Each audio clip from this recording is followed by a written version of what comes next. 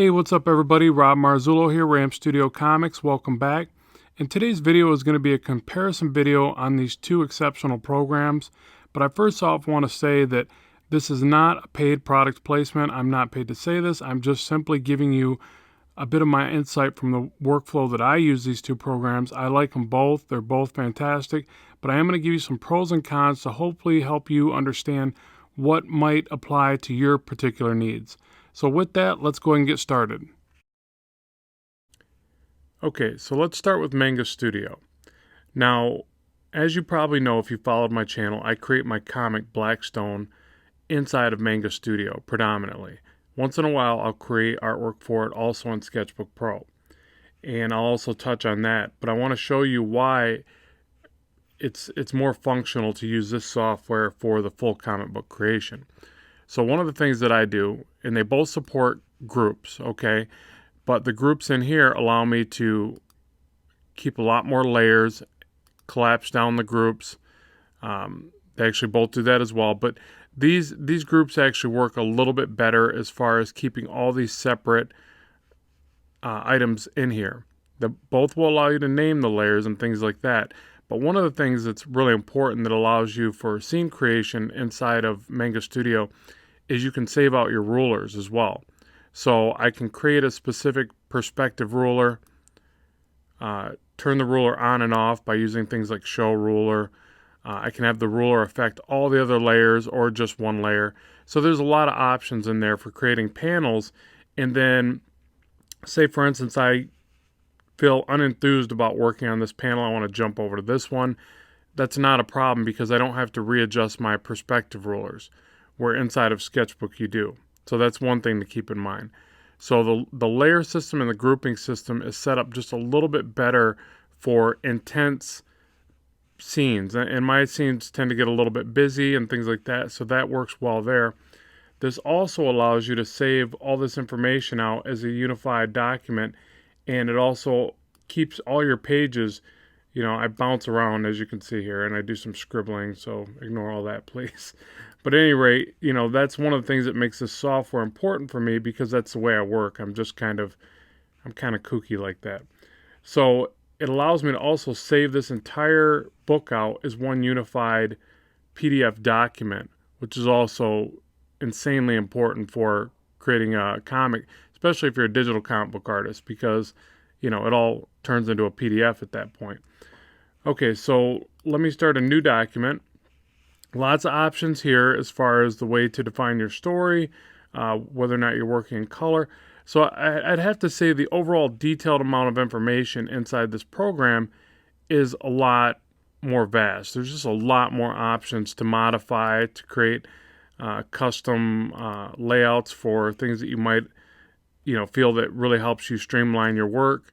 So I'll just go ahead and open one. And where'd it go? I got too many. Oh, it's over here. Too many windows.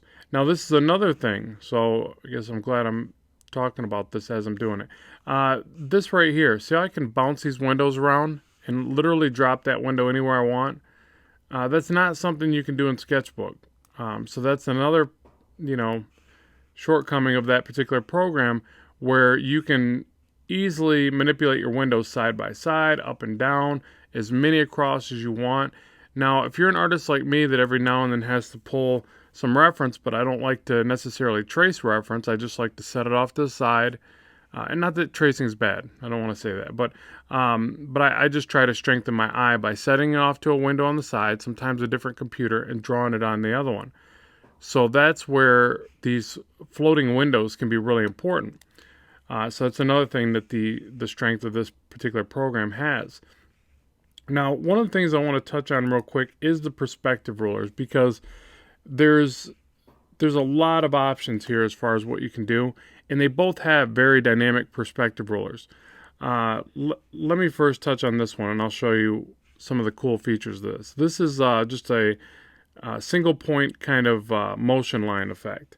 So just by dropping that in, you can see it here. It's purple, which means it's active. You can start drawing in these motion lines, and you literally cannot mess up and go in the wrong direction. It's forced you to that one perspective. So that's very, very powerful and very fun to use. That's a neat one right by itself. Okay, so I'll delete that. Right click, delete this layer. Or actually, you know what? I'll just drag this down to here. Gone. Okay, so now the other thing is the perspective rulers themselves, frame creation, all these things. There's lots of cool features in here. It's almost to the point where it's too much. And I should never say that, because as you grow, you're going to use all these tools. I find myself using more of them all the time. But what you need to understand is if your expectations for the program are only to get in, draw, and get out, then this would be too much for you. You probably don't need all this. And that's where Sketchbook Pro is going to excel. And I'll touch more on that when we get into that program's interface. But that's the main primary thing with this, is that this one is vast and amazing, and it's got all these neat features. But if you don't need those features, then it's just going to get in your way a bit. You know, all this stuff is just going to kind of confuse you, I guess. Okay, so layer. Let's go to ruler, create perspective ruler, sorry. Let's do a 2-point. And you grab this little icon here. These took me a while to get the hang of. And that's the other unfortunate thing about having all these options. It gets a bit messy. So you have to be on this tool here, the select tool, to manipulate your ruler.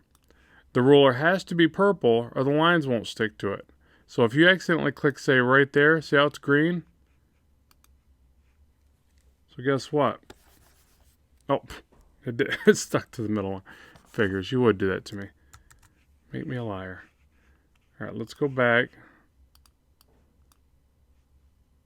Yeah, those ones are still purple. That's what it was.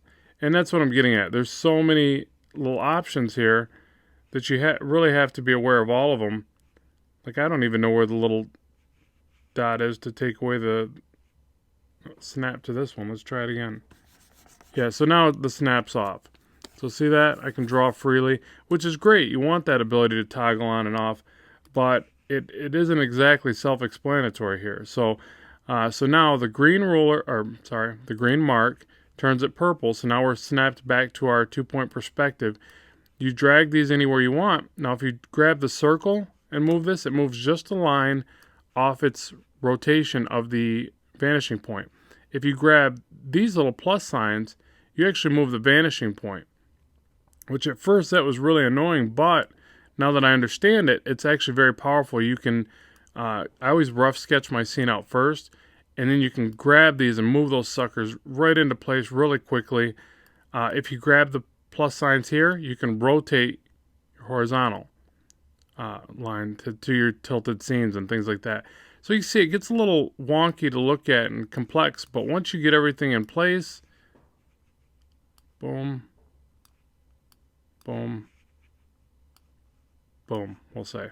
So there's our perspective we want. Grab your pencil and you start drawing away. And you can draw into perspective really quickly and really functionally, if that's a word. Very functional. Okay, so knowing all that, after you figure that all out, you're ready to go and you're creating amazing scenes. And the beauty of this is you can save, not that was amazing, that's not what I'm saying. The beauty of this is that you can save your perspective ruler that you painstakingly put into place into each group. So that's a huge selling point. If you're like me and you need perspective guides in your scenes, then that's highly important, and I would definitely suggest this program for that. Okay, so now other strong suits to Manga Studio. I really like its ability to ink. I primarily just use the G pen. I've got a few effect pens, but let's create a new layer here. It does create raster and vector layers, which I find pointless because you can't export vectors. So, I mean, I'm not saying it's pointless. You can edit vectors in a different way. I just do everything in raster. So that's something you got to figure out if it's right for you or not. The beauty of it is that the lines are very, very clean regardless. As long as you have a good resolution to your screen or your, what's this thing called, document, then you're good to go. The lines are beautiful. It does some really nice cross hatching. It feels very traditional.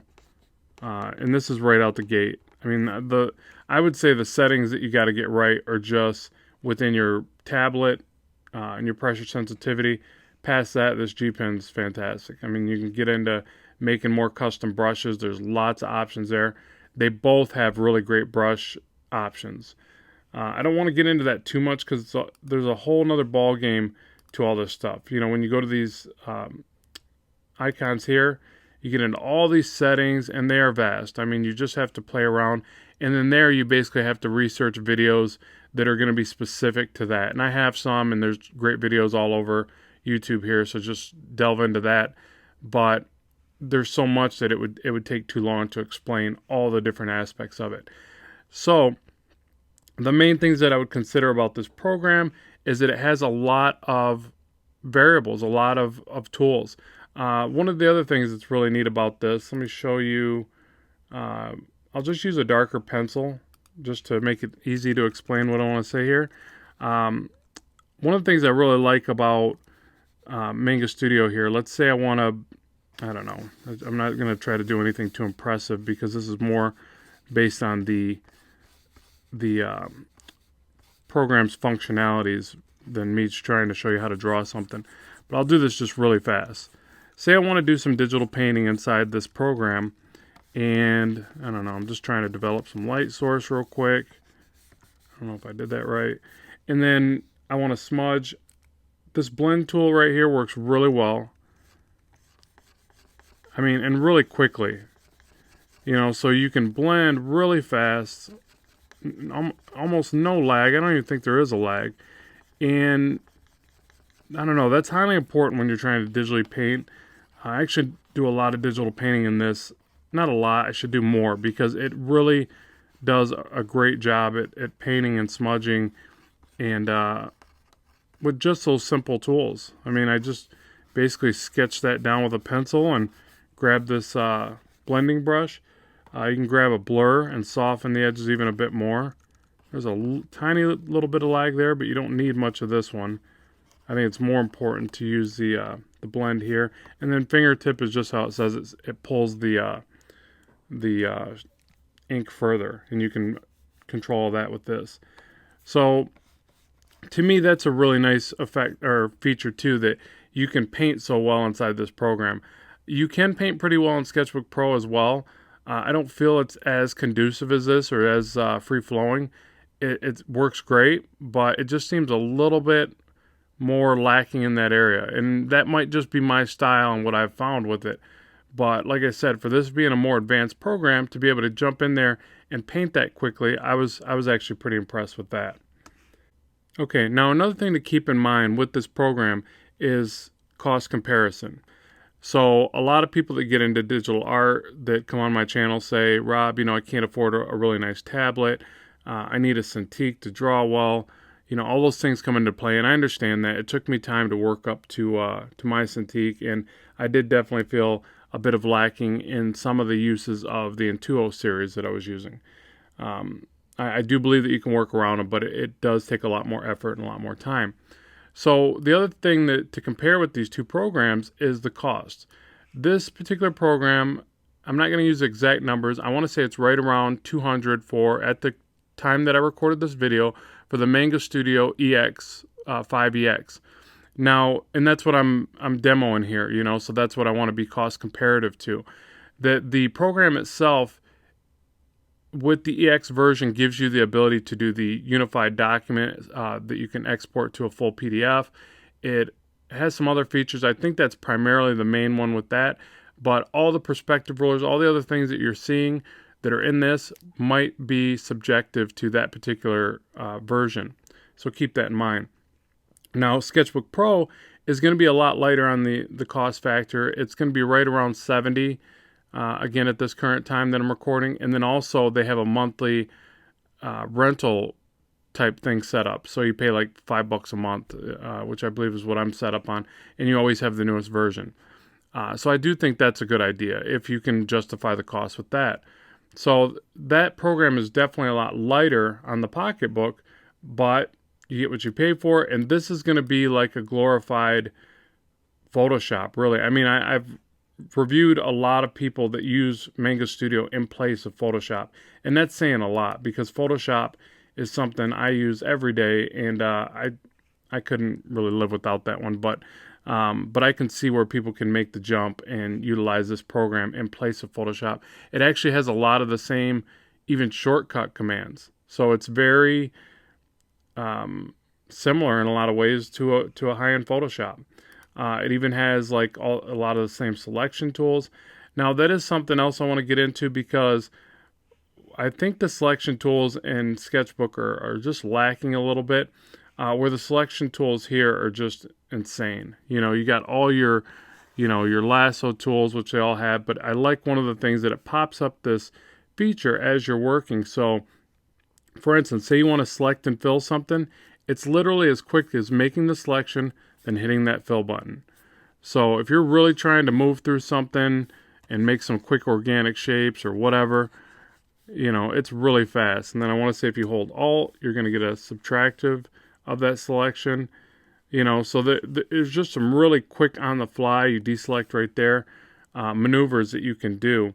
The other thing that Manga Studio does really well is the ability to control Z back a significant amount of times, and then things that are done in quick succession, like cross-hatching. So if you're inking a lot of comics, this is important.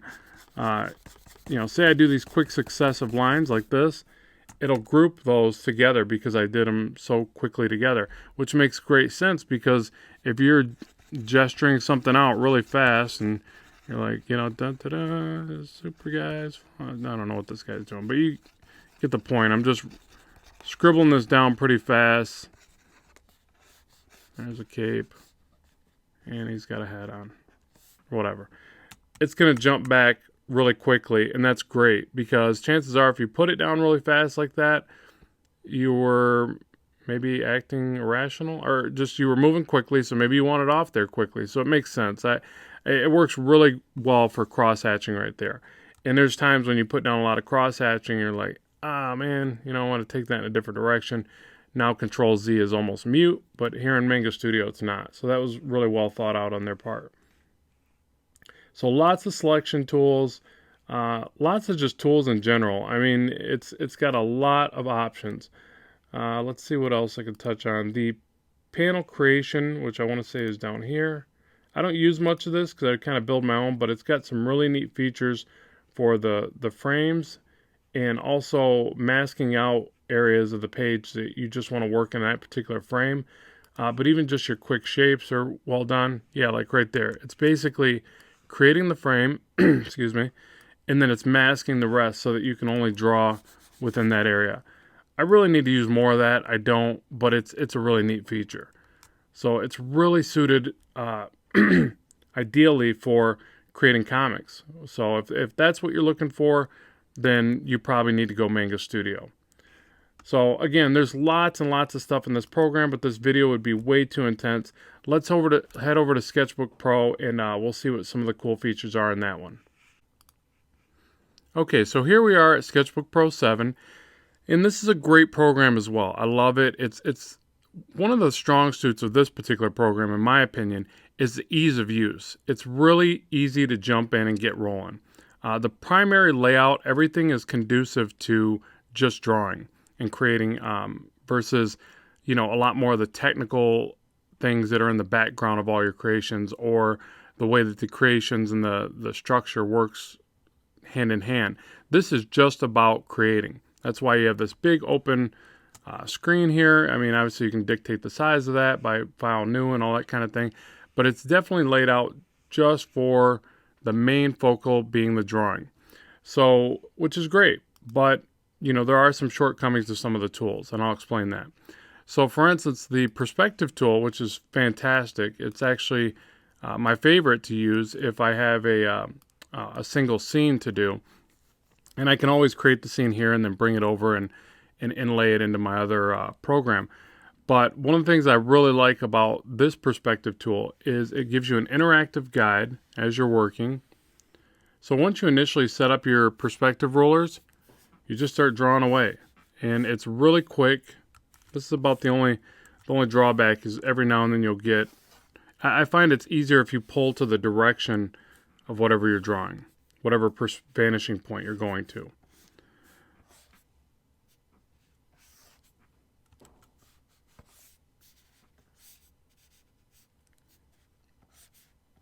And I've done videos on this one, so you can see it even though it's a really ugly box there, but it works fantastic. After you get everything set up and you get a feel for it, it works really well and really quickly.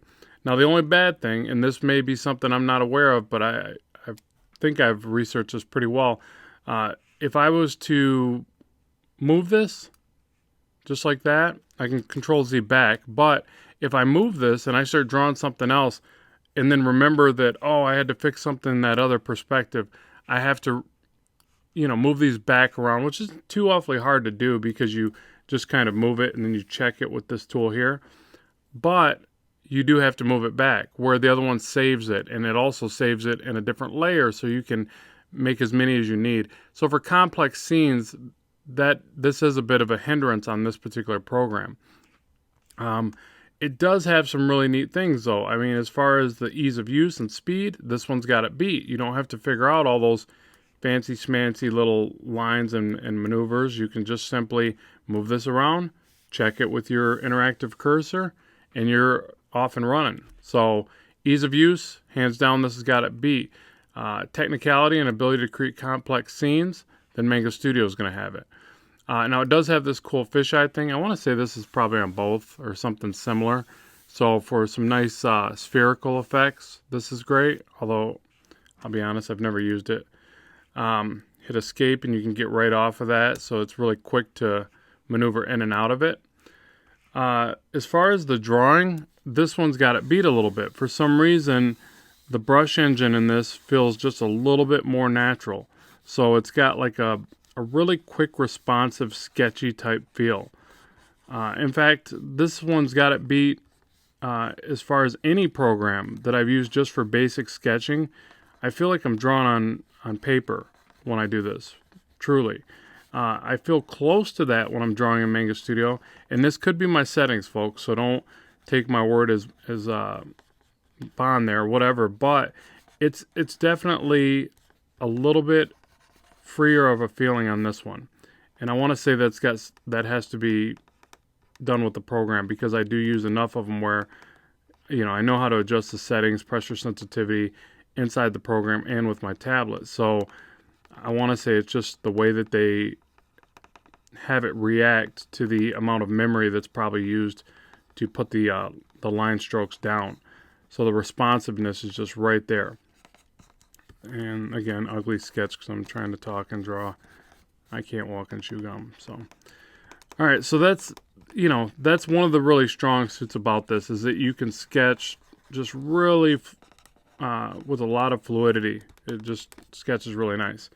As far as inking, I did have to manipulate my hard pencil tool a bit to get it to the level that I like. But after doing so, I get a really nice kind of brush-like feel, and I enjoy inking in this one as well. So now, one of the other things I forgot to mention with Manga Studio that you have to do a workaround here. You either have to draw this in blue line, or you have to lock transparency like this. Grab some big, which one size is up really good? I guess this one. Grab a blue that you like, something like this. And you got to do this workaround and color it, which isn't too bad of a deal. It's not bad at all. It doesn't take very long. But in Manga Studio, simply go over to the layer and click this blue button, and it converts it to blue line. Now, again, that's going to be something that's a little bit more beneficial to somebody that's a comic book illustrator or that likes to work in that fashion. But for me, that's huge because I do that in every step of what I do. So that was another feature that I think is really cool about Manga Studio. So if I get in here and start doing a little bit of ink work, it's got a very nice feel to the brush. Actually, again, really just like the feel of drawing in this program. It works really well. So as far as comparability to that, I would say Sketchbook has Manga Studio beat a little bit in the way that the brushes react and the feeling of the overall drawing experience. But I would still give Manga Studio a leg up on the ability to detail your work and create more detailed perspective rollers, things like that. What else? What else can I compare in the way that this program does something well? It does paint decently enough. It's not a bad painting program. I've seen people create pretty exceptional paintings with this program. I feel that Manga Studio is better for that. I actually use Photoshop for painting, but if I had to do a close second, it would be Manga Studio. I've created actually a couple of my favorite paintings were done in Manga Studio, so I would give that to that. Now, as far as shape creation, it's got predominantly the same kind of tools. You can create shapes, you can control them with your brush size and the pen that you're using. Whatever pen you use will go right to that brush. So that's nice for panel creation. One of the things that this does have that I think is really well done is one of the distort features. Actually, I'll put it on a new layer here. Add this box. I can grab this distort feature and really quickly I'm distorting, and with really great precision because it puts a handy dandy point on each corner, which is really, really neat. I mean, it's great for developing these shapes really quickly. Hit enter to release, and there you go. You got this cool flying box. But it comes in handy. Now, Manga Studio does have some really neat warp features that are pretty intense, so you can do a lot of neat stuff with that as well. One thing that this does have that Manga Studio doesn't have is these series of French curves. I don't use them a lot, but when I do, they come in really handy.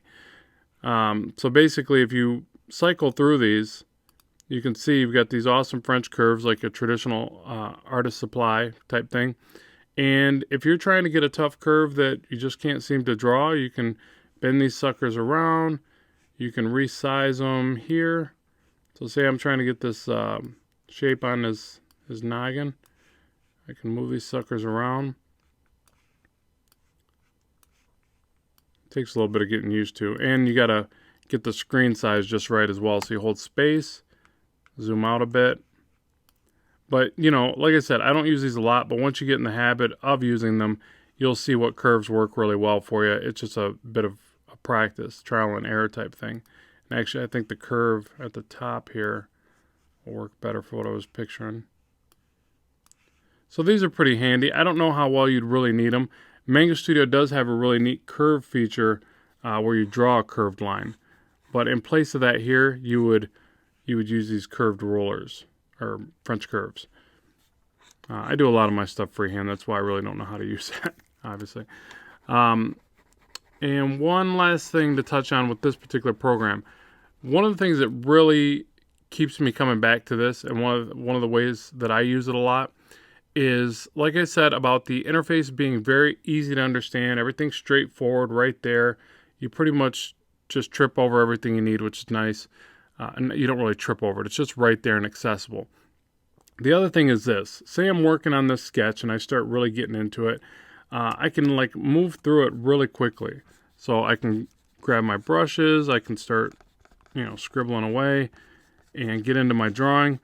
And I can hit spacebar, move around, zoom out, rotate. It snaps right back to the pen every time, whatever I'm using.